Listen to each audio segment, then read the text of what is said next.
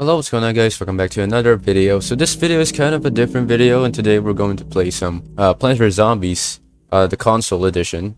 Because since in the last stream was quite a while ago since I have played this, so we're just going to continue it. But today's video is all about a story.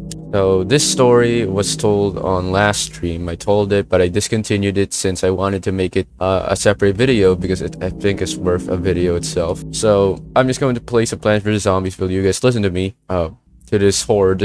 I guess you can say it as a horror story, a creepy story, because this is one of my few life experiences that actually creeped me out, and I'm here to tell the tale. So the story starts off when I was grade 10. I'm grade 11 now, and it was just last year. And the thing is, before you graduate or you move up, you need to go to a retreat house. So this retreat house, because since my school is a Catholic school, so the school has everything, the teaching the word of Christ, so everything about a Catholic school. So everything's a bit stricter, but it doesn't mind me. I grew up there, so since grade 1, and then you have to go to a retreat house because it's a requirement for you to graduate. I came in there, the retreat house was very far away, and I'm not gonna state the name of this retreat house, of course, so it doesn't destroy the image. But beware, if it matches the description, it will. You'd know if you'd watch this video. But anyway,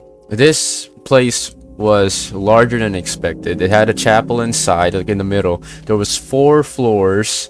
One being ground floor. That's how I consider it. Ground floor, and then there's our room was on the 4th floor, and on the 4th floor is just basically an attic. That's basically what it is. You look at it, it's basically an attic. They just transformed it. They just put wooden panels and made it into rooms, and they called it a day. That's pretty much what they did. So during this, it's worth mentioning that the girls' rooms were on the sort of basement, I guess, or I think on the 2nd floor. That's where the girls' room were, and the girls' rooms were on the other side of the building. And this building looked run down. It looked really old, so a bit of creeps went in there here and there.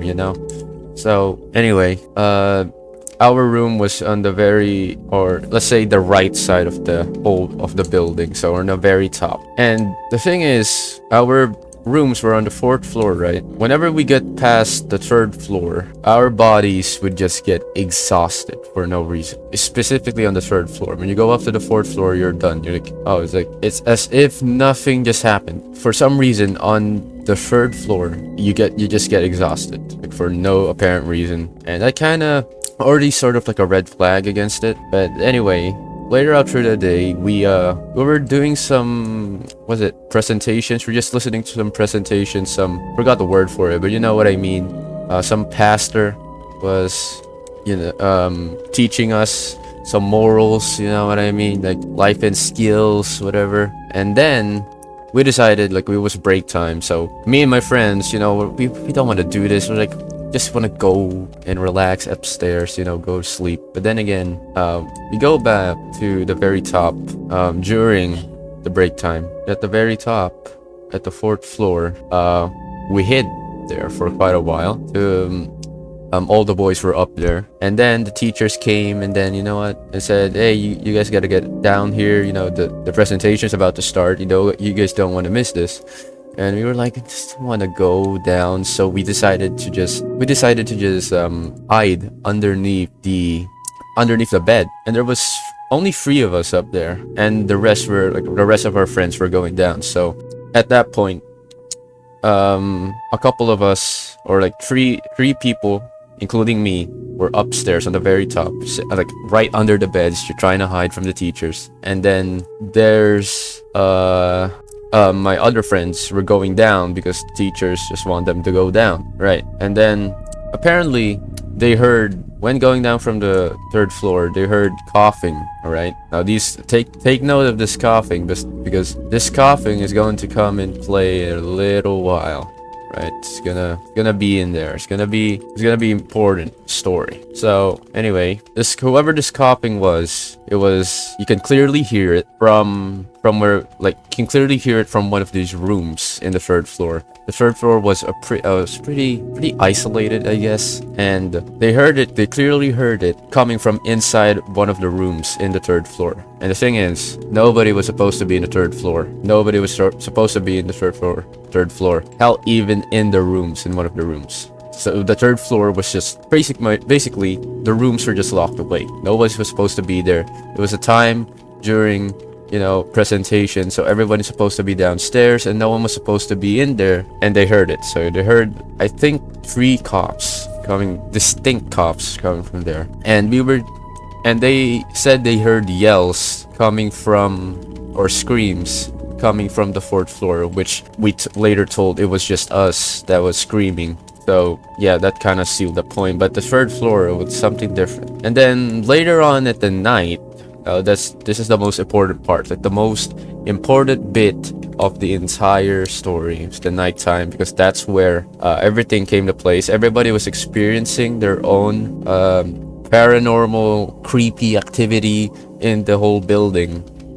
This is when they decided to, you know what, like, everybody's showing up and opening up about their experiences. Why not? I'll tell them myself. So we by the nighttime, after, because this is the final stage, was like a confession to the pastor, you know, a bunch of confessions. There's a bunch of priests out there, and after I got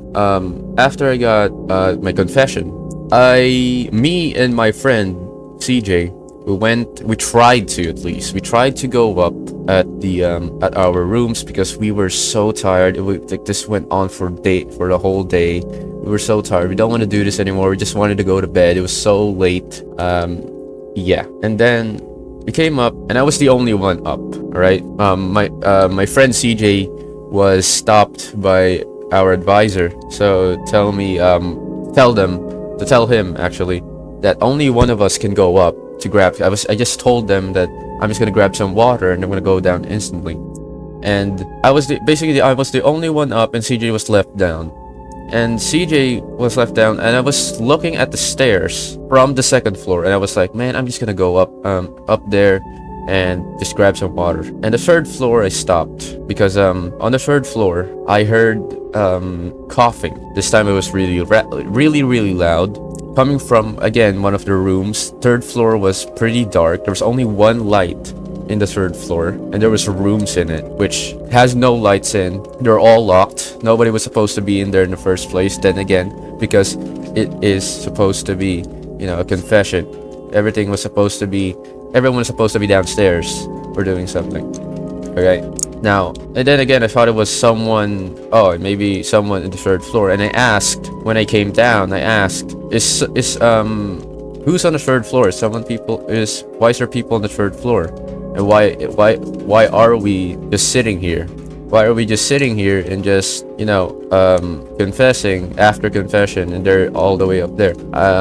And then they told me no one was supposed to be up there, which obviously kind of sent chills down my spine, because, okay, nobody was supposed to be up there. Then explain to me why there was cops coming from one of the rooms. So that kind of got me rethinking my life decisions for a bit. So anyway, then we came up. Then everybody was tired. The confession was done. Now we have to go to bed. So everybody was doing all their own thing. It was very loud that day, or that night. It was very loud everybody was showering. It was so loud. It was basically a war out there. So when everything was settled down for a bit, me and my friends were in our rooms, you know, and our friend from the senior high came in and told us a story that apparently one of the photos got photobombed by a headless figure. It was a girl. She was in all white. He had no head, and I didn't believe him. I feel like he was just messing with me, or messing with us. So I didn't believe a single word he said. So yeah, that pretty much stemmed it. But pretty much all of that was really sketchy anyway. I didn't really believe anything he said. But then I felt my body getting a little bit colder, because apparently that's what they say, right? When your body gets colder, it's not cold like an air conditioner or like a fan or a refrigerator. It's a cold where you feel the cold wrap around your body, like it's stuck to you. That's what it is. It's not cold like normal cold. So that was pretty weird. And then my friend came in, or told us, "Hey man, I'm just gonna go out. I'm gonna brush my teeth." He has a ring. He puts the ring down to his bed, and he puts the ring. We saw it, all of us saw it. The ring was on top, and he had these candies, alright? They were right next to him. He had these candies, he was right next to them. And we were, telling our stories, all that. Like, all the day was exhausting. And then he came back. We saw that the ring, we was trying to find it. He told us, "Where's my ring? I just put it here. Where is it?" And I said, "What? Wait, what? Is it? It's right there. It was right here, but it wasn't there." So we checked the candy, like underneath the candy, it wasn't there. We checked the pillows, it wasn't there. We checked underneath the bed, it wasn't there. It was nothing. And then we checked it the third time. We checked the candies the third time, and it was there. It was underneath. My friend, I saw him physically put the candy on his hand, lift it up, and there was nothing there. And the ring suddenly appeared. Now, I don't know if it's just something stupid or something. He probably picked it up, but I saw him. He grabbed the candies, and it was not there. It was not there. The rings just disappeared, and then it reappeared. Already something was going wrong, and we were already creeped out. Like, what the fuck? What happened? What was that? And then my two other friends came in. It's actually a pretty funny story. And the two other friends came in, and then they told me, like, before that they were like former friends, because we had like, a bit of an issue with each other. We were not understanding each other. So basically the whole point of this story is, through that ghost, whoever that is, or someone messing with us, our friends were reunited. We were all good. We're good now. So pretty funny story. But anyway, so this is what happened during that. So they came in, and they told their stories about this. And, their stories about always something happening during the third floor. Whenever they come across the third floor, it's always a story about the third floor. Nothing else. It was just the third floor. So already something's going wrong with the third floor. I thought we were the only ones who were experiencing that, but no, we're not crazy. I thought we were crazy. So they told us about the coughing. They also heard coughing. And one other friend told us that he walked past a guy. He was in a red polo. It was about the same height, like about 5'8", and he distinctly saw him once. Although he was pale, he had like crew cut or some shit. He remembered that. I don't know how he remembered it, but he remembered it, and it was insane. That's the part that scared him the most, because he can distinctively remember his description. And he saw him while he was walking at the stairs at the third floor. Already, yeah, something very creepy is happening. So then the bad things happened. So these were the things that were like, the moment we saw these were happening in real time.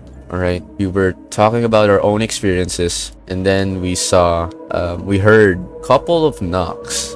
These knocks were, then again, we were the only ones probably awake at this time. So there was no one else supposed to be awake. So these knocks, we moved, or me and my other friends, not all of us, but we moved to their room. I just want to talk about like what the things were happening, if you guys experienced it or not. We moved there, and we heard 3 consecutive knocks, or whatever it was coming from the outside. Now remember, we're on the 4th floor.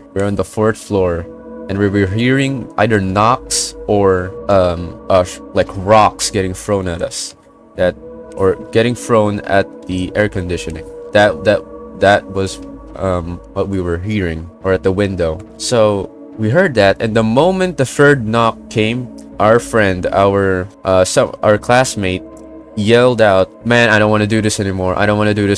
Get me out of this room. get me out of this room. He told us that, and then he came into the other room, the room we were in before. We all came rushing into there. He told us, and like we asked him what happened, what is wrong, what happened. In their room, when he was laying down, he saw pair of eyes. They were gray, looking at him from the ceiling. It was because the ceiling had like a little tile missing. He saw one pair of eyes, and he was just out of there. Like, he doesn't even want to go back in there. He doesn't want to go to sleep in there. He doesn't want to go back in there. And he was shaking. He was serious. Like, he was shaking, and he was tearing up. It was like, if that was not like believable, that I don't know what it is. Like, that was pretty scary. He was all shaken up. And then after that, we heard probably the creepiest, most memorable one, probably my most memorable memory of this. So we heard 3 whistles. Now these whistles they had a tone to it. And the thing is, the creepy thing about it is that they were coming from 3 directions. And they were all individually placed. So, you know, what I mean individually placed, they were all like first whistle will come in, and the second whistle after this first whistle. That's what we heard. Now the creepy part is that the first whistle came from the outside. The second whistle came from the hallway. Now, how would you explain that? I have no idea. Like, I don't know if you can even explain that. But the second whistle came from the hallway, and we were all dead silent. We were like, we don't want to talk. Let's just not talk. Let's just chill, right? Let's just chill. Nobody panic. And then crazy things happened, because the third whistle came from the outside, and that's the one that my friend recorded. And I'm gonna show you the video or video/audio right now.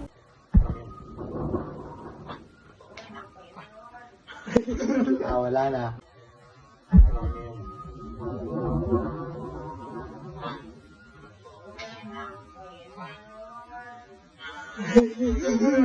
Wala na.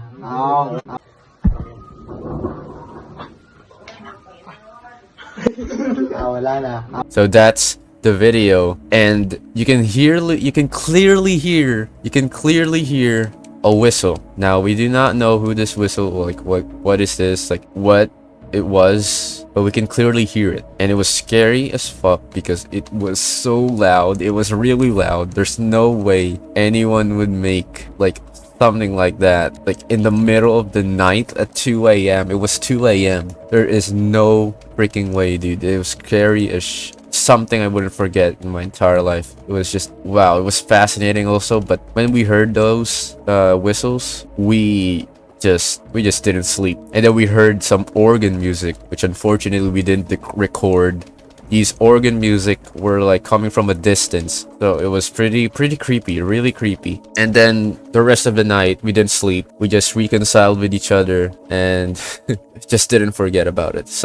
It was scary. And then the teachers, they didn't believe any of it. They thought we were just tripping, and we didn't expect any of them to believe it. But yeah, so I hope you guys enjoyed the story. If you guys have any questions, that's pretty much the whole story. I mean, if there's more questions, of course, I didn't explain it this is like just the summarized version of the story. So if you guys enjoyed this video, I hope you guys enjoyed this video.